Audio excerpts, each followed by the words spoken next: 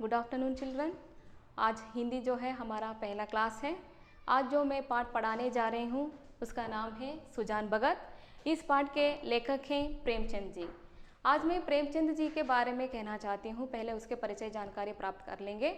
प्रेमचंद जी जो हैं वो हिंदी साहित्य के उपन्यासकार हैं।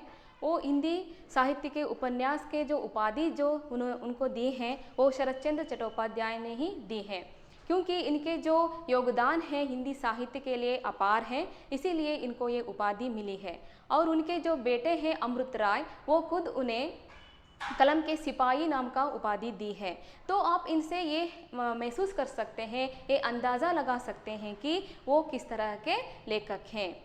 तो आज हम उनके बारे में और भी जानकारी प्राप्त करेंगे। उपन्यास सम्राट मुंशी प्रेमचंद जी का जन्म 21 जुलाई 1880 ईस्वी को काशी के निकट लमही नामक गांव में इनका जन्म हुआ था। आपके पिता का नाम अजायब राय तथा माता का नाम आनंदी देवी था। ओके, इनके माता पिता जो हैं उनके नाम जो है अजायब राय और माता का नाम जो है आनंदी देवी। अजायब राय जो है ना, वो क्या काम करते थे? वो पोस्ट मास्टर थे। आपका जीवन बहुत ही संघर्षपूर्ण रहा है। आपने घर पर ही पढ़कर इंटरमीडिएट एवं बीए की परीक्षाएं उत्तीर्ण की है। आप पहले नवाब राय के नाम से उर्दू में लिखते थे। प्रेमचंद जी पहले नवाब राय नाम से ही लिखते थे, उर्दू भाषा में लिखते थे। बाद में उन्होंने हिंदी भाषा में लिखना शुरू किया। पहले उन्होंने उर्दू में ही लिखा करते थे। बाद में प्रेमचंद के नाम से हिंदी में लिखने लगे। आपने हिंदी में लगभग 300 कहानियाँ लिखी हैं जो मानसरोवर के 8 भागों में संकलित हैं, क्योंकि हम जानते हैं इन्होंने 300 से अधिक कहानियाँ लिखे हैं और उनकी जो भी कहानियाँ जो हैं वो मानसरोवर में संग्रहित हैं। आपकी कहानियाँ आदर्शोन्मुख यथार्थवादी हैं। आपकी शैली में सरलता, सजीवता एवं प्रबोधोत्पादकता है। मुहावरेदार भाषा का प्रयोग आपकी विशेषता है। हम देख सकते हैं इनकी रचनाओं में ज़्यादातर हम मुहावरों का उपयोग बार बार करते हुए हमको मिलता है। इनका जो मृत्यु है 8 अक्टूबर 1936 ईस्वी को उनका मृत्यु हुआ है। 1936 में इनका मृत्यु हुआ। इनका जन्म जो है 1880 में इनका जन्म हुआ है। तो अभी हम इनके जन्म के बारे में, उनके माता पिता के बारे में जानकारी प्राप्त की है। अभी इनकी रचनाएं क्या हैं, उपन्यास कौन सी है, कहानियाँ कौन सी है, हम देखते हैं। उपन्यास में सेवा सदन, प्रेमाश्रय, रंगभूमि, निर्मला, कर्मभूमि, गबन, गोदान आदि हैं। तो उपन्यास में हम देख सकते हैं क्या है। उपन्यास में सेवा सदन,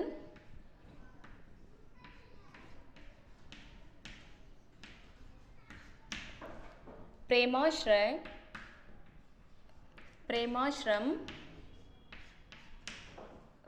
रंगभूमि,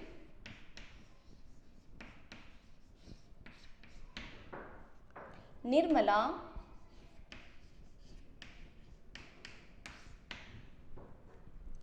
आदि इनके प्रमुख रचनाएं हैं उपन्यास में। और उनके नाटक में हम देख सकते हैं करबला,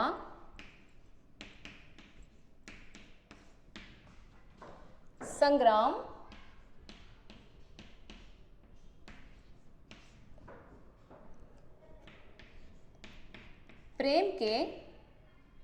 प्रेम की वेदी आदि इनके प्रमुख नाटक हैं।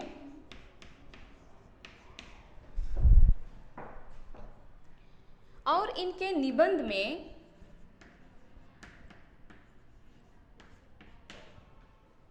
साहित्य का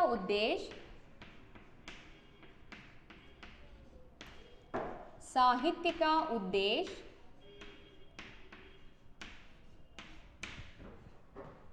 स्वराज्य के फायदे,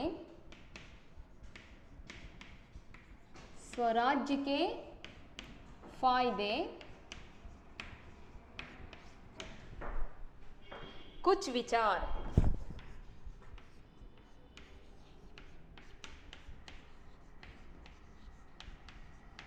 आदि इनके प्रमुख निबंध हैं।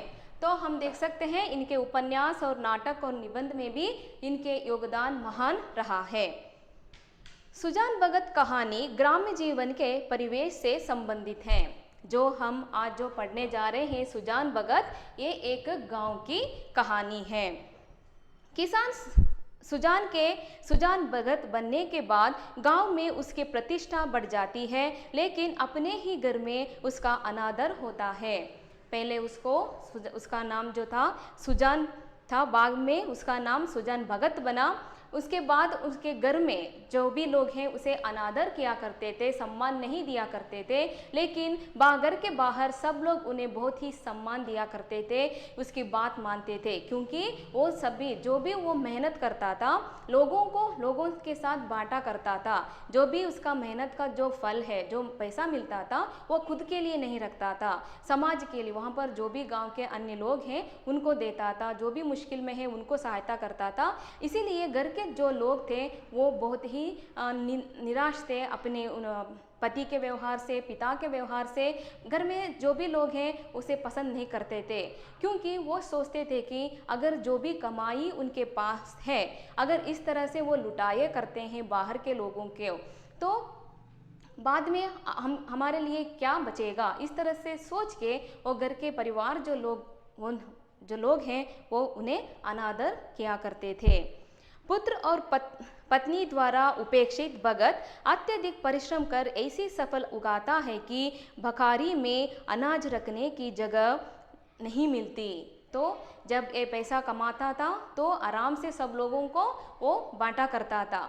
जब इसका उम्र हो गया तो वो घर में बैठा रहता है, तब घर में सभी लोग इसको निंदा अनादर किया करते हैं। तब इसीलिए उसने निश्चय किया कि फिर से मैं कमाऊंगा। वो अंत में बहुत सारे इतना फसल उगा लिया कि भखारी मतलब क्या है, जो अनाज रखने के लिए भंडार रहता है ना, जो गोडाउन बोलते हैं, वहाँ पे रखने के लिए भी जगह नहीं होता, उतना वो फसल उगा लेता है। इस तरह वह अपना खोया हुआ अधिकार फिर प्राप्त करता है। जब वो फिर से उतना कमा लेता है तो फिर से उसके परिवार लोगों को ये एहसास होता है कि हाँ, मेरे पिताजी के अंदर वो ताकत है, वो बूढ़े होने के बावजूद भी मुझसे भी वो ताकत रखते हैं। ऐसा एहसास उनके बच्चों को ये हो गया, और जो भी वो खोया हुआ सम्मान जो था वो फिर से वो पा लिया। कठिन परिश्रम करने से ही मानव को धन, दौलत, मान मर्यादा आदि प्राप्त होती है। यह संदेश विद्यार्थियों को देने हेतु इस कहानी का चयन किया गया है। इस पाठ को इसलिए चयन किया गया है कि कठिन परिश्रम करने से हम क्या क्या पा सकते हैं, है ना। कठिन परिश्रम करने से हमारा जो भी हम निश्चय कर लेते हैं वो पा सकते हैं। यहाँ पर सुजान जो है बहुत बूढ़ा होने के बावजूद भी इतना परिश्रम कर लेता है कि जो ज़्यादा फसल भी उगा लेता है, लाभ भी पाता है, और समाज में और घर में जो भी खोया हुआ सम्मान जो था वो फिर से पा लेता है। तो ये था आपको सुजान भगत के जरा सा उस पाठ के संबंधित थोड़ा सा सारांश। लेकिन अभी हम पाठ पर जाते हैं और देखते हैं क्या क्या होता है। यहाँ पर प्रमुख आपको 4 पात्र को याद रखना है। एक तो सुजान है,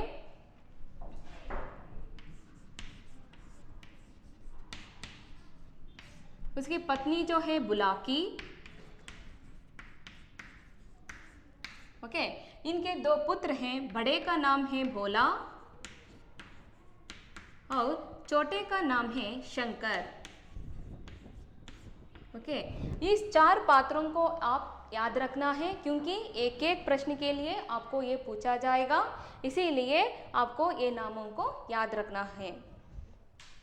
पहले हम देखते हैं, सीधे साधे किसान धन हाथ आते ही धर्म और कीर्ति की ओर झुकते हैं, है ना। जो भी सामान्य जो किसान होते हैं उनको अगर पैसा मिल जाता है तो वो धर्म की ओर, दान करने पर वो उस तरह वो काम करना पसंद करते हैं। दिव्य समाज की भांति वे पहले अपने भोग विलास की ओर नहीं दौड़ते। जो भी अन्य लोग जो होते हैं पैसे आते ही क्या करते हैं, स्वार्थी बन जाते हैं और जो अपने आप को बहुत महान समझते हैं, जो गरीब है उनको तुच्छ मानते हैं। इस तरह का सोच जो है सीधे साधे जो लोग होते हैं, ग्राम्य के जो लोग होते हैं उनको नहीं होता।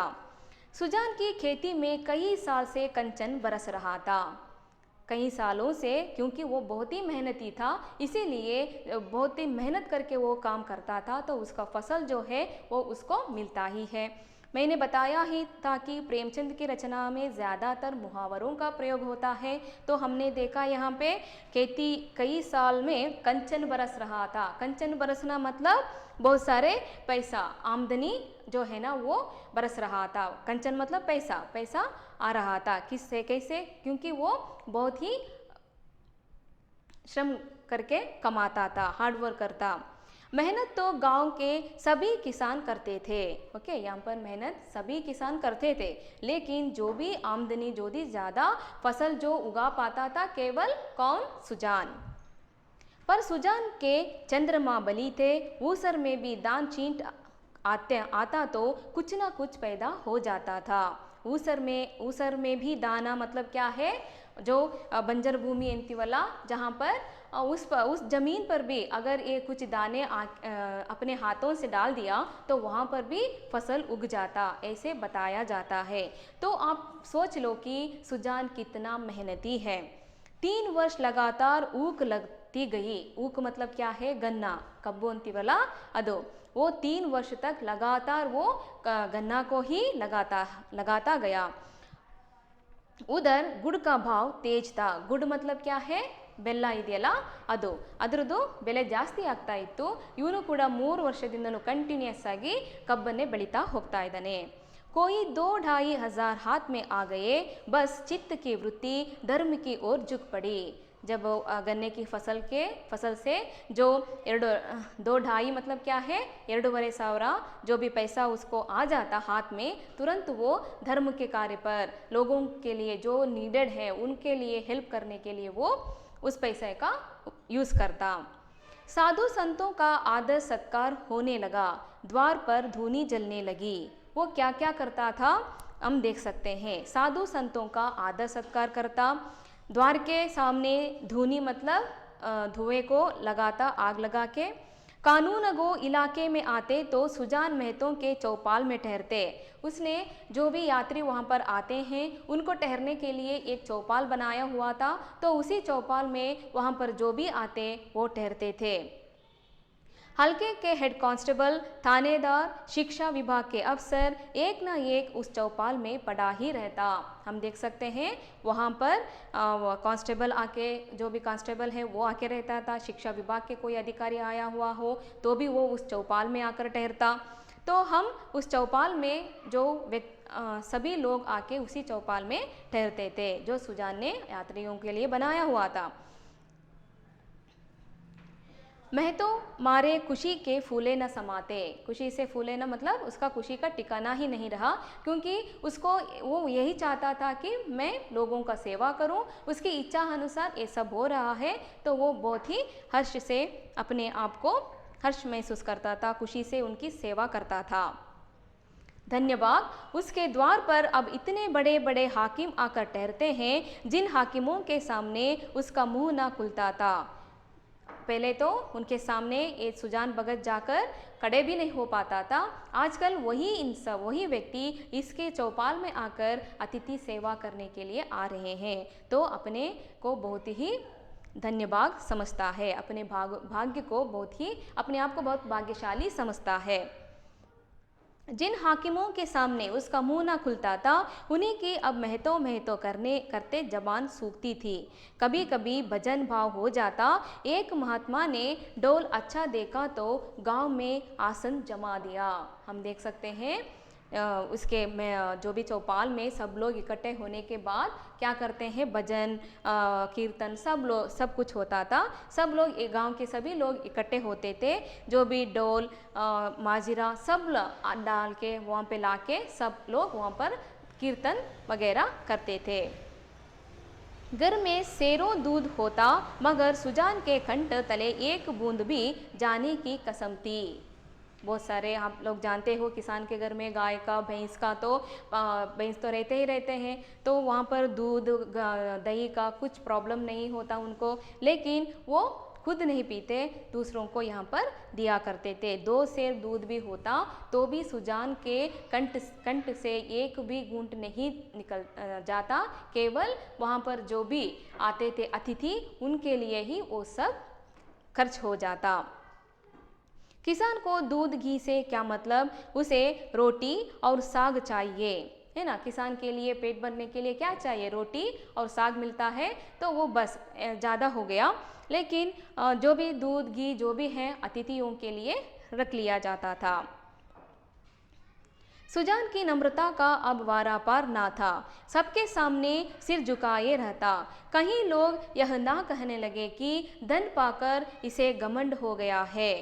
ओके, इसके सुजान बहुत ही नम्रता से सबकी सेवा करता था, क्योंकि उसके पास पैसा है, वो सेवा कर रहा है, इसका घमंड उसके अंदर नहीं था, है ना। अतिथियों का सेवा करना अपने आप को बहुत ही अपना कर्तव्य मानता था और उसमें बहुत ही खुश महसूस करता था। इसीलिए कभी भी किसी के सामने अहंकार नहीं किया और घमंड भी नहीं किया, सबके सामने सिर झुकाए रहता। कहीं लोग यह ना कहने लगे कि धन पाकर इसे घमंड हो गया है ना। अगर वो डरता था कि मेरे बर्ताव से अगर मेरे अतिथियों को ऐसा ना लगे कि मैं अहंकार से या घमंडी से उसका सेवा कर रहा हूँ, इसीलिए बहुत विनम्रता से और सर झुकाए ही उन लोगों का सेवा करता था। गांव में कुल 3 कुएं थे, बहुत से खेतों में पानी ना पहुंचता था, खेती मारी जाती थी। यहाँ पर बताए जाते हैं गांव में कितने कुएं थे, कुल 3 कुएं थे, सिर्फ 3 कुएं थे, उसमें पानी ना पहुंचता था क्योंकि जो भी कुआं था घर के लिए भी यूज़ होना है, खेती के लिए भी वही पानी यूज़ होना है, तो कम पड़ता था ना। इसीलिए सुजान ने क्या किया, उस गांव के लिए एक पक्का कुआं बनवा दिया, उसने भी एक पक्का कुआं बनवा दिया। तो सोचो सुजान का सोच कितना अच्छा है, लोगों के प्रति सोचता है। कुएं का विवाह हुआ, यज्ञ हुआ, ब्रह्म भोज हुआ। तो कुआं तो बनने के बाद उसमें हमेशा पानी बरकरार रहने के लिए उसका विवाह करवाया, यज्ञ किया, पूजा किया और ब्रह्म भोज करवाया। ब्रह्म भोज मतलब आसपास के जितने भी गांव के सभी लोगों को बुला के खाना भी खिलाया है। तो सोचो कितना खर्च हुआ होगा, आप अंदाजा कर सकते हो कितना खर्च हुआ होगा। जिस दिन पहली बार पुर चला, सुजान को मानो चारों पदार्थ मिल गए, है ना। यहाँ पर बताया जाता है पहली बार वो नगर गया तो उसके जीवन में चारों पदार्थ मतलब यह कौन सा, अर्थ काम मोक्ष जो है वो सब उसके चारों पदार्थ उसके जीवन में मिल गया है। धर्म अर्थ काम मोक्ष जो 4 पदार्थ बोलते हैं वो सब उनके जीवन में, उसका जीवन सार्थक बन गया, ऐसा सुजान का मानना है। जब वो अकेले पहली बार गांव से शहर गया था, ऐसा उसका सोचना था। जो काम गांव में किसी ने ना किया था वह बाप दादा के पुण्य प्रताप से सुजान ने कर दिखाया। यहाँ पर बताया जाता है कि जो काम किसी ने नहीं किया, लेकिन उनके सुजान के जो भी माता पिता हैं, दादा दादी हैं, उनके जो भी पुण्य काम है, पुण्य कर्म फल से ही सुजान ने आजकल एक काम जो कर रहा है, उसके कार्य में जो भी अच्छाई हो रही है, उन्हीं के पुण्य काम के वजह से ऐसे वहाँ के लोगों का मानना है। एक दिन गांव में गया के यात्री आकर ठहरे। गया जो प्लेस है जो बिहार में है, वहाँ पर मोक्ष पाने के लिए जो लोग जाते हैं, वहाँ पर गयासुर नामक एक राक्षस का निवास था। उसको भगवान से एक वरदान मिल गया था कि उसने वहाँ पर जो भी लोग जाते हैं उसको छू लेते हैं, उसको मोक्ष मिल जाता है, ऐसा कुछ हुआ था।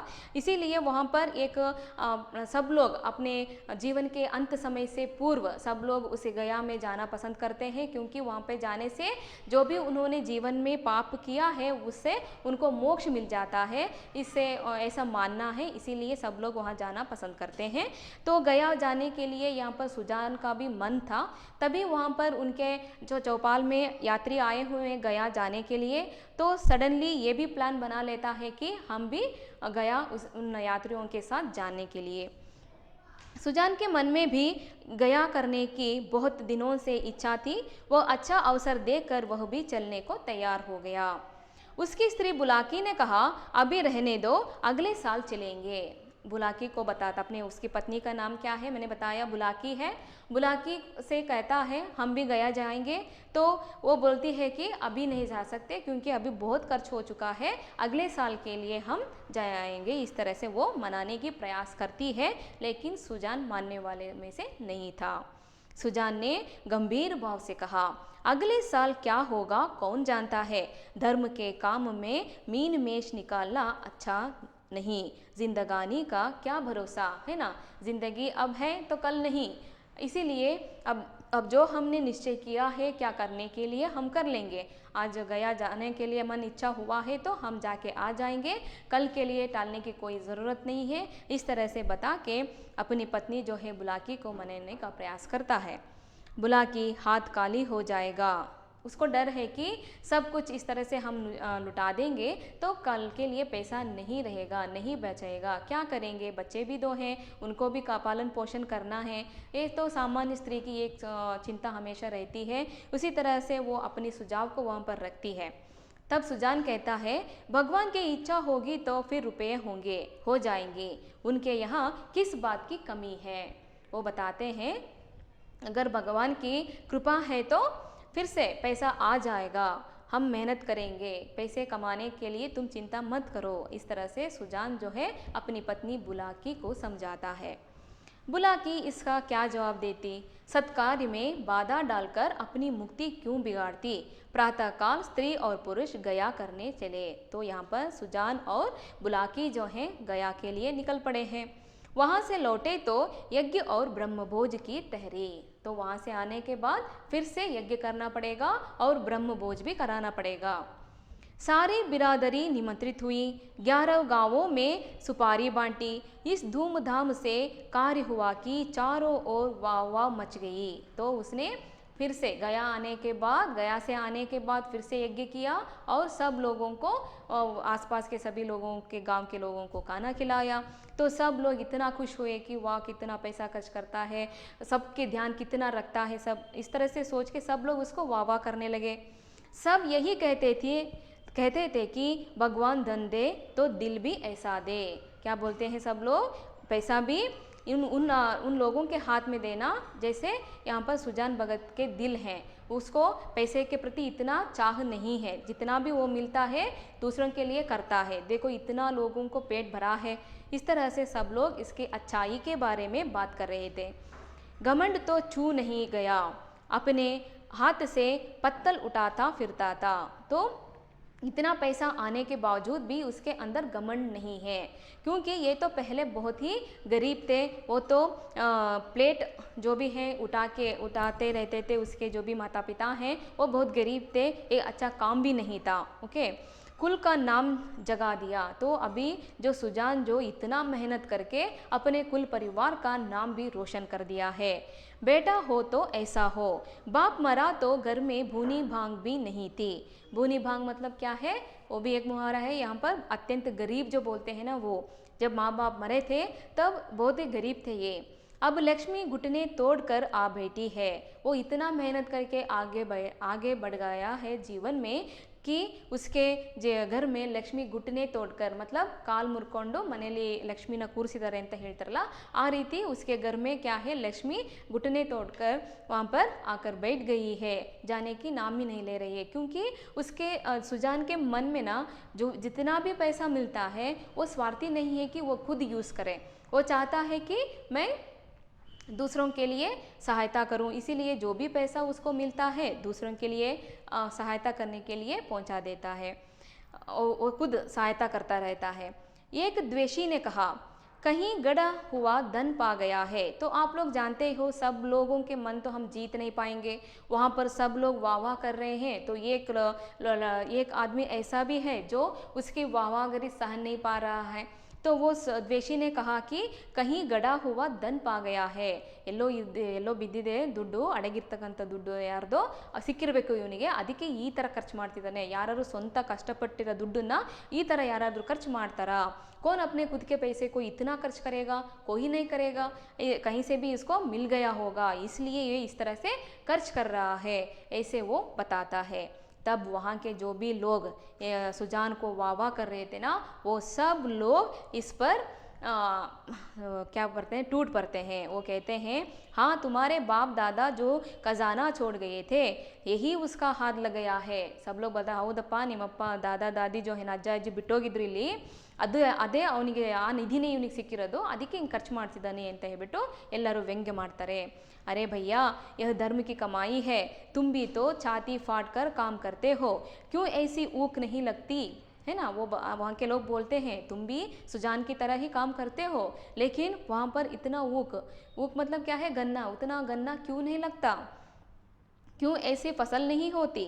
भगवान आदमी का दिल देखते हैं, जो खर्च करता है उसी को देते हैं.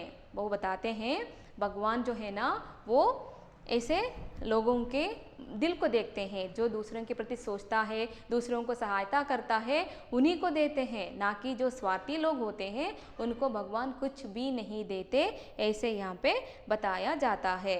तो हमने यहाँ पे देखा कि जो सुजान जो हो, सुजान के जो स्वभाव के बारे में हमने जाना, किस तरह से वो एक सुजान एक मामूली आदमी था, जिस तरह से वो बाद में कैसे भक्त बना, भक्त बनने के बाद क्या लोगों की सेवा किस तरह से किया, और जो भी उसको पैसा मिलता था उस पैसे से गाँवों के लिए क्या क्या किया, किस तरह से सेवा की, हम सब यहाँ पे देखते हैं. तो हमने अभी तक दो पात्रों का हमने यहाँ पर परिचय प्राप्त किया है, एक तो सुजान और उसकी पत्नी बुलाकी.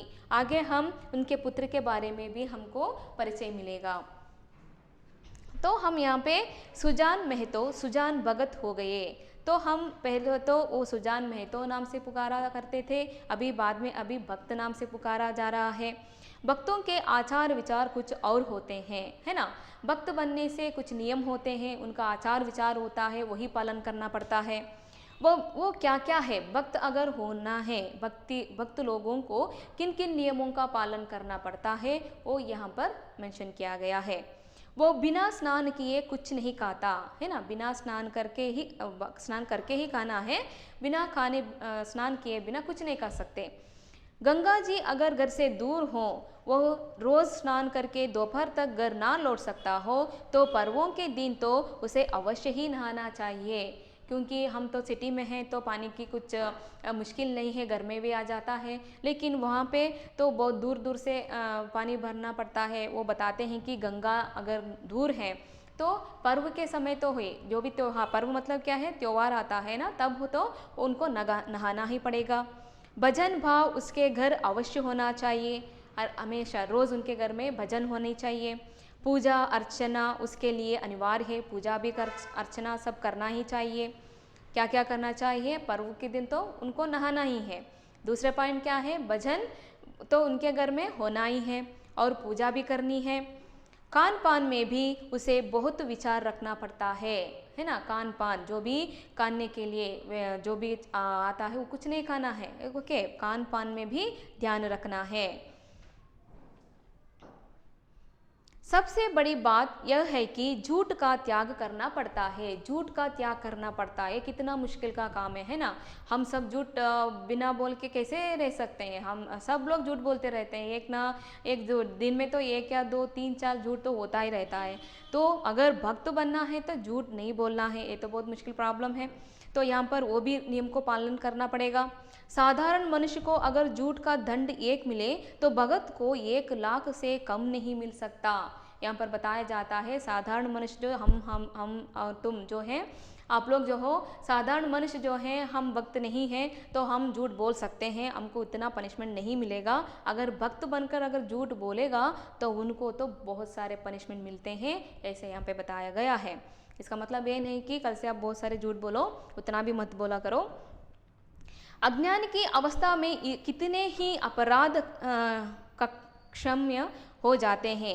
ज्ञानी के लिए क्षम्य नहीं है। अज्ञान से अगर हमको कुछ क्या करते हैं, हमको कुछ ज्ञान से अगर जानबूझकर अगर हम कुछ गलतियां करते हैं तो वो अपराध हो जाता है। अगर अनजाने में अगर हम कुछ गलतियां करते हैं तो वो क्या होता है, वो अपराध के अंतर्गत नहीं आता, तो उसको हम सब लोग क्षमा करते हैं। यदि है तो बहुत ही कठिन, अगर जानबूझकर अगर हमने कुछ किया तो उसके लिए बहुत कठिन पनिशमेंट मिलेगा, ऐसा कहा गया है। सुजान को भी अब भगतों की मर्यादा को निभाना पड़ा, क्योंकि अभी वो भगत बन गया है सुजान, तो जो भी हमने जो नियम अपने ऊपर पढ़ा था वो सब अभी भगत को भी पालन करना पड़ता है, सुजान को भी। अब तक उसका जीवन मजदूर का जीवन था, उसका कोई आदर्श कोई मर्यादा उसके सामने ना थी। पहले वो भी एक मजदूर था, कूली कर रहा था, तो उसके लिए कुछ नियम नहीं था। अब उसके जीवन में विचार का उदय हुआ, जहाँ का मार्ग कांटों से भरा हुआ है। स्वार्थ सेवा ही पहले उसके जीवन का लक्ष्य था। स्वार्थ सेवा करना, अभी जो हम सुजान भगत बन गया तो उसके पूर्व कैसा था सुजान, वो बताए जा रहे हैं। सुजान कैसे थे पहले वो बताया जा रहा है। पहले वो स्वार्थ सेवा मतलब अब जो काम कर रहा है ना, निस्वार्थ सेवा कर रहा है, सबके लिए सच्चाई कर रहा है, तो पहले वो ऐसा नहीं कर रहा था। पहले तो वो बहुत स्वार्थी था। इसी कांटे से वो परिस्थितियों को तौलता था। वह अब उन्हें औचित्य के कांटों पर तौलने लगा। यो कहो कि जड़ जगत से निकलकर उसने चेतना जगत में प्रवेश किया। तो हम जो बता सकते हैं कि पहले तो वो बहुत ही जड़ स्थिर जगत के प्रति था, अभी वो चेतना जगत मतलब ज्ञान के जो चेतना जगत जो है, ज्ञान जगत जो है, उस जगत के प्रति वो आकर्षित हो चुका है। पहले इसीलिए वो जड़ जगत में था तो वो स्वार्थी था, अपने काम पे काम रखता था, दूसरे के प्रति कुछ नहीं सोचता था। उसने कुछ लेन देन करना शुरू किया था, पर अब उसे ब्याज लेते हुए आत्मग्लानि सी होती थी। पहले उसने लेन देन का काम करता था, तो अभी उसके लिए ब्याज तो लेना पड़ता था। ಬ್ಯಾಜ್ मतलब क्या है, ಬಡ್ಡಿ ಅಂತೀವಲ್ಲ, ಅದು ತಗೊಳ್ಳೋಕ್ಕೂ ಕೂಡ ಇವಾಗ ಅವನ ಮನಸ್ಸು ಒಪ್ಕೊತಾ ಇಲ್ಲ। वो बहुत ही सोचता है कि ನಾನು ಅವ್ರ ಹತ್ರ ಬಡ್ಡಿ ತಗೊಂಡ್ರೆ ಅವ್ರ ಮನಸ್ಸು ಬೇಜಾರಾಗುತ್ತೆ, ನೊಂದ್ಕೊಳ್ತಾರೆ, ಹೇಗೆ ಕೊಡ್ತಾರೆ, ಈ ಥರದ ಯೋಚನೆಗಳು ಇಲ್ಲಿ ನಾವು ಸುಜಾನ್ನಲ್ಲಿ ಚೇಂಜಸ್ ಆಗಿರೋದು ನಾವು ನೋಡ್ಬೋದು। यहाँ तक कि गौओं को दुहाते समय उसे बछड़ों का ध्यान बना रहता था। ಹಸುಗಳನ್ನು ಸ್ನಾನ ಮಾಡಿಸ್ಬೇಕಾದ್ರೂ ಕೂಡ ಅವನು ಅದರ ಮಕ್ಕಳನ್ನ ಆಕಳುಗಳನ್ನೆಲ್ಲ ಗಮನ ಹರಿಸ್ತಾ ಇದ್ದ, ಅವು ಎಲ್ಲಿ ಬೇಜಾರಾಗ್ಬಿಡ್ತಾವಪ್ಪ ಅಂತ ಹೇಳಿ। कहीं बछड़ा भूखा न रह जाए नहीं तो उसका रोया दुखी ಹೋಗ, ಮನಸ್ಸು ತುಂಬ ಬೇಜಾರಾಗ್ಬಿಡುತ್ತೆ, ನೊಂದ್ಕೊಳ್ಳುತ್ತೆ ಮಗು ಆಕಳು ಅಂತ ಹೇಳಿಬಿಟ್ಟು ಅವನು ಆಕಳು ಬಗ್ಗೆ ಕೂಡ ಯೋಚನೆ ಮಾಡ್ತಾ ಇದ್ದ। वो गांव का मुखिया था, कितने ही मुकदमों में उसने झूठी शहादतें बनवाई थी। ಶಹಾದತೆ ಮತ್ಲಬ್ ಗವಾಹಿ ಮತ್ಲಬ್ ಸಾಕ್ಷಿ ಅಂತೀವಲ್ಲ, ಅದನ್ನು ಸುಳ್ಳು ಸುಳ್ಳು ಸಾಕ್ಷಿಗಳನ್ನು ಕೂಡ ಅವನು ತಯಾರು ಮಾಡಿ ಎಷ್ಟೊಂದು ಮುಕದ್ದಮೆಗಳಲ್ಲಿ ಹೊರಗಡೆ ಬಂದಿದ್ದ। ಕಿತನೋ ಸೆ डांड लेकर मामले का रफा दफा कर दिया था। अब इन व्यापारियों से उसे घृणा होती थी। जो भी इस व्यापार किया करता था ना, उससे वो बहुत घृणा करता था, जो क्योंकि इसमें दूसरों का बुरा होता था, खुद का भला होता था। इस तरह का सोच जो है अभी जो सुजान को बहुत ही एक अपने आप पर घृणा करने जैसा महसूस होता था, क्योंकि अभी वो पूर्ण तरीके से बदल चुका है। झूठ और प्रपंच से कोसों दूर भागता था। पहले उसकी यह चेष्टा होती थी कि मज़दूरों से जितना काम लिया जा सके लो और मजूरी जितनी कम दी जा सके दो, पर अब उसे मज़दूर के काम की कम मजूरी की अधिक चिंता रहती थी। तो पहले क्या करता था, इसका चिंता किस में लगी रहती थी, कम से कम मजूरी दे और ज़्यादा काम करवाना। लेकिन आजकल क्या सोचता है, कम से कम मजूरी करवाना और ज़्यादा उनको पैसे देना, इस तरह से सोचता है, क्योंकि उसका मन जो भी है, किसी का मन दुखाना वो नहीं चाहता, किसी का रोया ना दुखी हो जाए। उसके दोनों जवान बेटे बात बात में उस पर फब्दियाँ कसते, यहाँ तक कि बुलाकी भी अब उसे कोरा भगत समझने लगी थी। तो फप्तिया मतलब क्या है, सब लोग बच्चे क्या करते थे, उसको बहुत ही व्यंग्य करते थे, व्यंग्य बातों से कोसते करते थे। इसीलिए यहाँ तक कि बुलाकी भी अब उसे कोरा भगत समझने लगी थी। कोरा मतलब काली भगत, क्योंकि उसको कुछ नहीं आता। इस तरह से वो व्यंग करने लगे थे पत्नी और जो बच्चे थे, जिसे घर के भले बुरे से कोई प्रयोजन ना था। चेतन भगत में आकर सुजान भगत कोरे भगत रह गए। चेतन भगत मतलब क्या है? जो ज्ञान है, भगवान के प्रति उसका जो ज्ञान प्राप्त हुआ है, अच्छे काम के लिए जो उनका ज्ञान प्राप्त हुआ है, उस मार्ग पर आने के बाद वो कोरा भगत नाम लिया परिवार से।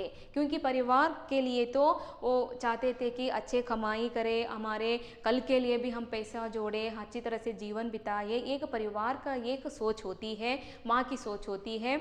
यहाँ पर ऐसे सोच बुलाकी की है, लेकिन सुजान का सोच ऐसा नहीं है। सुजान का सोच अलग है। वो ऐसा सोचता है कि हम क्या करें, जो भी पैसा कमाते हैं, जो नीडेड है, जिनको चाहिए, हेल्प चाहिए, उनको हेल्प करना चाहिए। वो यहाँ पे सोचता है। कौन? सुजान।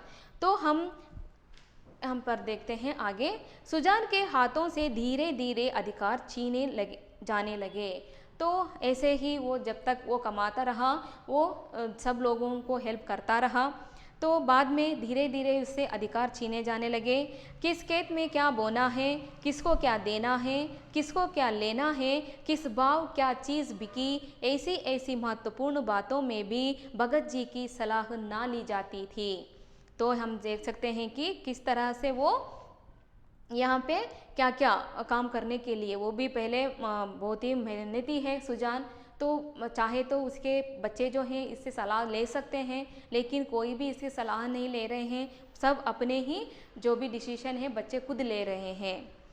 भगत के पास कोई जाने ही ना पाता। दोनों लड़के या स्वयं बुलाकी दूर ही से मामला तय कर लिया करती। ಅವ್ರ ಅಪ್ಪನಿಗೆ ಏನು ವಿಷಯ ಮುಟ್ಟಿಸ್ತಾನೆ ಇಲ್ಲ, ಎಲ್ಲ ಇವರೇ ಡಿಸಿಷನ್ ತಗೊಳ್ತಾ ಇದ್ದಾರೆ।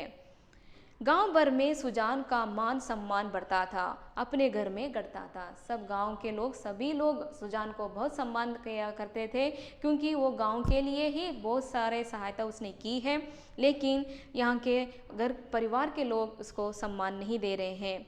लड़के उसका सत्कार अब बहुत करते, हाथ से चारपाई उठाते, देख लपक कर खुद उठा लेते। वो खुद काम करना चाहता है, लेकिन काम करने के लिए नहीं छोड़ रहे हैं। चारपाई लेने के लिए जाते तो वो खुद जाके ले लेते। चिलम ना भरने देते, यहाँ तक कि उनकी धोती चाटने के लिए भी आग्रह करते थे। चिलम मतलब क्या है? हुक्का पी लेते हैं ना, और हुक्का पी लेने के लिए वो भरना चाहता है चिलम में, लेकिन वो भी भरने के लिए नहीं दे रहे हैं। और धोती चाटने, उसके कपड़े वो खुद धोने के लिए वो भी कह रहे हैं। मगर अधिकार उसके हाथ में ना था। वह अब घर का स्वामी नहीं, मंदिर का देवता था। अभी उसके हाथ में कोई अधिकार नहीं है। अभी मंदिर के एक मूर्ति जैसे है। सिर्फ मंदिर में मूर्ति कैसे रहते हैं? चुपचाप खड़े रहते हैं ना, उसी तरह से चुपचाप खड़े रहना है। कुछ किसी में भी वो टांग अड़ाना नहीं चाहिए। ऐसे उसके बच्चे जो हैं ऐसे बना के रख दिए हैं। जो भी डिसीजन लेते हैं माँ और बच्चे ही लेते हैं, पिता का कोई सलाह नहीं ले रहे हैं जो भी काम है, क्योंकि वो सोचते हैं कि हमारे लिए कुछ भी नहीं बनाए हैं, ये केवल लोगों के लिए, इस गांव के लोगों के लिए बनाए। जो भी खर्च उन्होंने पैसा कमाए हैं सब कुछ उन्हीं के लिए खर्च किए हैं। इसीलिए बच्चों को और उसके वाइफ को जो है ना, वो बुलाकी जो है ना, वो सुजान को इतना सम्मान नहीं दे रहे हैं, बहुत ही अनादर कर रहे हैं और जो भी व्यंग्य बातों से कोसते रहते हैं। इसी ऐसे हो रहा है उनके घर में। तो हम कल के अगले क्लास में बाकी के हम सभी विषयों को जानकारी प्राप्त करेंगे, किस तरह से वो फिर से खोया हुआ सम्मान हम वो फिर से पाएगा, और आगे आगे किस तरह से उसका घर में अपमान होता जाएगा। वो अंत में वो किस तरह से उस अपमान जीवन से वो बाहर निकलेगा, फिर से वो खोया हुआ सम्मान किस तरह से पाएगा। हम अगले क्लास में हम फिर से जानकारी प्राप्त करेंगे।